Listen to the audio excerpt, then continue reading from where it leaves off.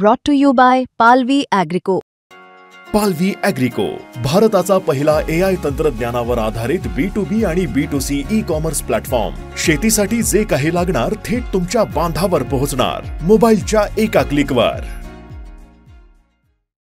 माझ्याकडे हे सगळे पुरावे आहेत. घर डॅश आहे, 0 नंबर आहे, ती फक्त यादी एकदा वाचून एका घरात किती आणि 6 वाजता मात्र ती सगळी नावं या बाईंची, म्हणजे या श्रीमती गुप्ता जे आहेत त्यांचं नाव हे त्या ठिकाणाहून काढण्यात आलं. आम्ही विधानसभेला ज्या मतदार याद्या पाहिल्या, ज्या मतदार याद्याने हा निकाल आला, त्याच मतदार याद्या जर स्थानिक स्वराज्य संस्थात वापरल्या जाणार असतील तर हा प्रचंड घोळ तसाच पुढे चालू राहतोय. 12 ऑगस्टला आम्ही 19 ऑक्टोबरला हे पत्र कार्यालयात नेऊन दिलेलं आहे. केंद्रीय आणि त्यांना भेटलोय.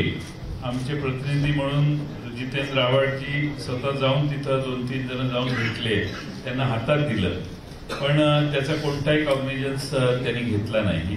आणि केंद्रीय निवडणूक आयोगालाही हे पत्र पाठवण्यात आलेलं 1 महिना आधी विधानसभेच्या, आणि त्यात कॅटेगरिकली म्हटलेलं आहे की सोयीची नावं ठेवतायत, गैरसोयीची नावं काढतायत. खाली कार्यकर्त्यांना सूचना दिल्या आहेत, हिरवे पेनाने टिक करा, सोयीची असतील ती, गैरसोयीची असतील ती लाल पेनाने टिक करा. लाल पेनाची नावं उडवण्याचा कार्यक्रम झाला. हे आम्ही सर्रासपणाने आधी 1 महिना आधी त्यांना, कारण हे चाललं होतं ग्रासरूट लेवलला आणि कुणीतरी हे मॉनिटर करत होतं, हे कळत होतं आम्हाला, म्हणून आम्ही तक्रार केली. पण निवडणूक आयोगाने कोणता प्रतिसाद दिला नाही. निवडणूक आयोगाची स्टाईल अशी आहे की कोणी कुठल्याही राजकीय पक्षाने तक्रार करायची, ती त्यांना बासनात गुंडाळून ठेवण्याची त्यांची प्रथा दिसते. आता हे महाराष्ट्रात चालू देणं शक्य होणार नाही, कारण प्रत्येक वेळेला या अशा कृतीने सगळ्या कृत्या अशा करायच्या आणि निवडणुका वेगळ्या दिशेनं न्यायच्या, असं महाराष्ट्रातल्या जनतेला वाटतंय. आणि म्हणून त्याच्यासाठी आम्ही आज एकत्रितपणानं आपल्याला निवडणूक आयोगाला सगळी माहिती दिलेली आहे. माझ्याकडे हे सगळे पुरावे आहेत. घर डॅश आहे, 0 नंबर आहे. ती फक्त यादी एकदा वाचून एका घरात किती आता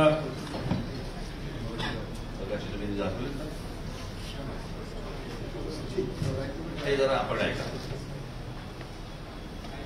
आता हे सुषमा गुप्ता, नालासोपारा मतदारसंघ, या बाईचं नाव दुपारी 3ला होतं, 6ला गेलं. कुणी काढलं हा प्रश्न आम्ही विचारला. 12 ऑगस्टला झालेली ती घटना आहे, पण अद्यापपर्यंत त्यांना माहित नाही की हे त्यांनी चौकशी केली नाही निवडणूक आयोगाने की हे का झालं, कसं काढलं, कुणी काढलं.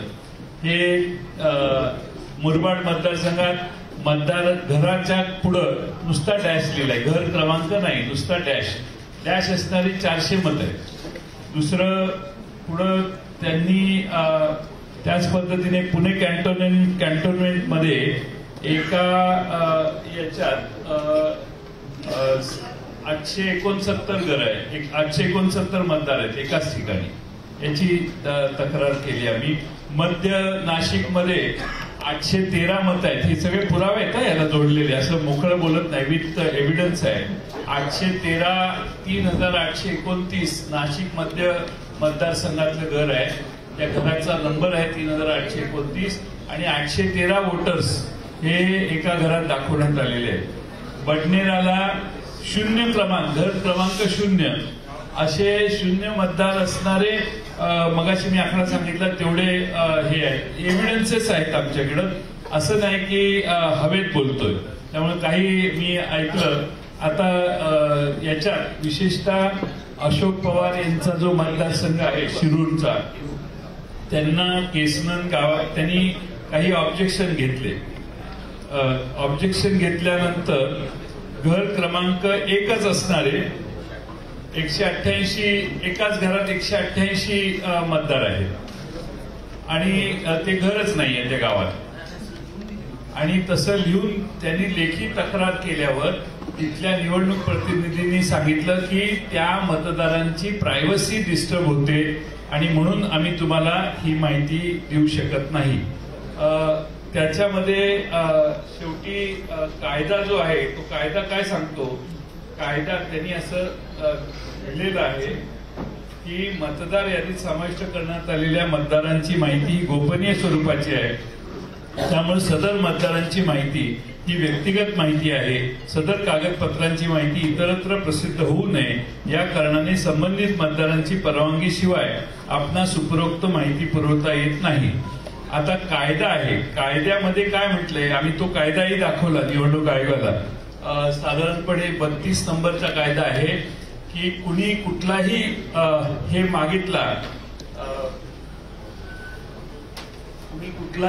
मागितला तर तो ती माहिती आणि ते डॉक्युमेंट्स कोणत्या आधारावर रजिस्ट्रेशन झालं, कोणत्या आधारावर हे देण्यासाठी कलम 32 आहे. त्यामध्ये स्पष्टपणाने म्हटलेलं आहे की तुम्हाला ती माहिती द्यावी लागेल. हा नियम कायदा आम्हीच निवडणूक आयोगाला आता कायदे सांगतोय, त्यांचे हे कायदे ह्याप्रमाणे ते देऊ शकतात. पण त्यांना दिलेलं उत्तर अशोक पवार यांना की त्याची प्रायव्हसी, आम्ही काय त्याचे खाजगी गोष्टी मागत नाही. त्याने जे निवडणूक आयोगाला सबमिट केलंय मतदार होण्यासाठी तेवढीच माहिती मागतोय आणि ती देणं आवश्यक आहे असं निवडणूक आयोगाच्या निवडणुकीच्या कायद्यात लिहिलेलं आहे. पत्र देत असताना मतदार यादीत मोठ्या प्रमाणात मतदारांचे पत्ते अपूर्ण चुकीचे घातलेले आहेत, घर क्रमांक चुकीचे आहेत, तसेच प्रत्यक्षात संबंधित व्यक्ती त्या मतदार यादीत नोंद आहे की त्या पत्त्यावर राहत नाही. मी काही उदाहरणं त्यांना दिली. त्यामध्ये मुरबाडमध्ये जे मतदार आहे मुरबाड मतदारसंघामध्ये, त्या मुरबाड मतदारसंघामध्ये बूथ क्रमांक 8 मध्ये 400 मतदारांचं एक घर आहे. 400 मतदार आहेत की ज्यांच्या घरासमोर फक्त डॅश आहे, म्हणजे घर नंबर डॅश आहे. बडनेरा विधानसभा मतदारसंघ बूथ नंबर 211 वरती 450 मतदारांचं घर क्रमांक 0 लिहिलेलं आहे. कामठी विधानसभामध्ये देखील 867 मतदारांचं घर निरंक आहे, घर नंबरच नाही. बऱ्याच ठिकाणी दुबार मतदार नोंदवण्यात आलेले आहेत, म्हणजे एका व्यक्तीला 8-8, 5-5, 4-4 वेळा मतदानाचा हक्क दिलेला आहे. एपिक नंबर एकच असतो अशी आजपर्यंत आपल्या सगळ्यांची खात्री होती. पण मतदार याद्यामध्ये अनेक वेगवेगळ्या एपिक नंबरची माणसं आम्ही त्यांना निदर्शनाला आणून दिली. त्यामुळं नालासोपारा मतदारसंघामध्ये सुषमा गुप्ता या महिलेचं नाव वेगवेगळ्या एपिक नंबर आयडी सह 6 वेळा नोंदवलेलं आहे. आणि आपणच 12 ऑगस्टला विविध न्यूज चॅनलने माध्यमांमध्ये पुराव्यासह हे दाखवलं. 12 ऑगस्टला आपण दाखवलं. दुपारी 3 वाजता आमच्या पक्षाने, आमच्या कार्यकर्त्यांनी तपासलं तर आपण म्हणतात ती वस्तुस्थिती याच्यात होती मतदार यादीत ऑनलाईन. आणि 6 वाजता मात्र ती सगळी नावं या बाईंची, म्हणजे या श्रीमती गुप्ता ज्या आहेत त्यांचं नाव हे त्या ठिकाणाहून काढण्यात आलं. आमचा प्रश्न हा आहे की आपण न्यूज चॅनलच्या मार्फत एक बातमी दाखवता, दुपारी 3 वाजता या महिलेचे फोटो आणि एव्हिडन्स तुम्ही टेलिव्हिजनवर दाखवता, सकाळी दुपारी 3ला ती नावं असतात, 6ला ती नावं जातात. आमचा प्रश्न आम्ही निवडणूक आयोगाला विचारलेला आहे की ही नावं कोणी काढली, कुणी त्यावर तक्रार केली, तक्रार कधी करण्यात आली आणि कुणी स्थळ पाहणी केली आणि हे फोटो एकाच महिलेचे आहेत याचं व्हेरिफिकेशन करण्याच्या कुणी नावं काढली. आमचा दावा असा आहे आणि आमचा समज व्हायला लागलेला आहे की राज्य निवडणूक आयोग किंवा केंद्रीय निवडणूक आयोगाचा सर्व्हर हा महाराष्ट्रात दुसरा कोणीतरी चालवतो असा आमचा आता अनुभव व्हायला लागलेला आहे. आणि दुसरा कोणीतरी परस्पर या मतदार याद्यांमध्ये नावं घालतो, मतदार याद्या उघड झाल्या की नावं काढतो. राज्य निवडणूक आयोग असो किंवा केंद्रीय निवडणूक आयोग यांच्या हातात काही नाहीये, कुणीतरी बाहेरच ही सिस्टीम ऑपरेट करतंय असा याचा अर्थ आहे. आम्ही त्याचबरोबर त्यांना हेही दाखवलं की एकाच पत्त्यावर अनेक नोंदणी आहेत. आता मध्य विधानसभा नाशिक इथं घर क्रमांक 3829 या घरामध्ये 813 मतदारांची नोंद आहे. पुणे कॅन्टोन्मेंट मतदारसंघात बूथ क्रमांक 30 मध्ये घर क्रमांक 226 या घरात 869 मतदारांची नोंद आहे. आणि सगळ्यात महत्वाचं म्हणजे दर तासाला मतदार यादी जाहीर होते. किती पुरुषांनी मतदान केलं, किती महिलांनी मतदान केलं, हे दर तासाला जाहीर होतं. विधानसभेला या सिस्टीम पूर्ण मोडण्यात आल्या आणि संध्याकाळी 5 नंतर कुणी किती मतदान केलं हे कधीच जाहीर करण्यात आलं नाही. एकदम दुसऱ्या तिसऱ्या दिवशी फायनल टॅली जाहीर करण्यात आली. हे पारदर्शकतेच्या प्रक्रियेच्या विरोधात आहे. आणि आम्ही विधानसभेला ज्या मतदार याद्या पाहिल्या, ज्या मतदान याद्याने हा निकाल आला, त्याच मतदार याद्या जर स्थानिक स्वराज्य संस्थात वापरल्या जाणार असतील तर हा प्रचंड घोळ तसाच पुढे चालू राहतोय.